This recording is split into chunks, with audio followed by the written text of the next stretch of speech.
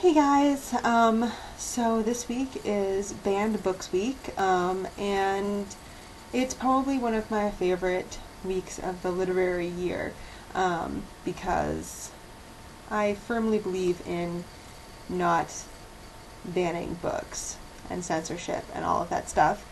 And so every year I always like to think about it, and as you can see, I have this lovely t-shirt that I bought a couple years ago because it just kind of says exactly what I think. But here's my take on Banned Books Week, and on censorship in general. A lot of times censorship and book challenges come from parents. And the thing is, with parenting, I think that as a parent, you have every right to monitor what your child reads or watches on TV or does on the internet, or the friends that your kid has, or what your kid does in his or her spare time, because that's your right as a parent. You get to tell your child what they can and cannot do. But where I have an issue is parents coming into a library or into a school and saying, "I don't want my kid to read that. Get rid of it," because then that is removing the choice from every other child to read that, and I don't think that's right. I don't think it's right for one parent or a few parents, whatever the case may be, to make the decision for everyone.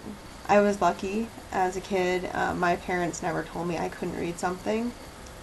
My parents just encouraged me to read as much as I could and whatever I wanted, and because they knew it was safe, and I was probably going to find it out eventually anyway. A lot of the books that are on ALA's most banned and challenged lists, whether it's certain decades or the classics or the years, a lot of them had particular impacts on me, and I feel like I want to share those with you right now. The Anastasia series by Lois Lowry, The Face on the Milk Carton by Caroline B. Cooney, was one of my favorite books in middle school and high school. Speak by Laurie Halse Anderson, The Lovely Bones by Alice Sebold. As you can see, I just have the book cover. My sister still has my book. Alice Sebold, if you like her writing, I highly recommend her memoir, which is called Lucky, and if you read her memoir, you'll see a lot of where this story came from. The Lord of the Rings, The Giver by Lois Lowry,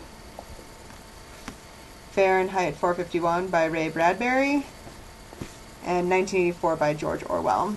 But I'd like to point out the irony in that Fahrenheit 451, which is about book banning, is a banned book. Figure out the logic behind that. The Hunger Games by Suzanne Collins. I've really gotten into this dystopian kick over the last couple of years, both in my reading and in my writing, and I love the whole idea of speculative fiction. But of course, I think the banned book that has had the most impact on me and my life is, without a doubt, Harry Potter. And if you've watched any of these movies, I highly doubt I need to tell you why. What are your favorite banned books? Go read one. Go read one of your favorite banned books, and happy Banned Books Week.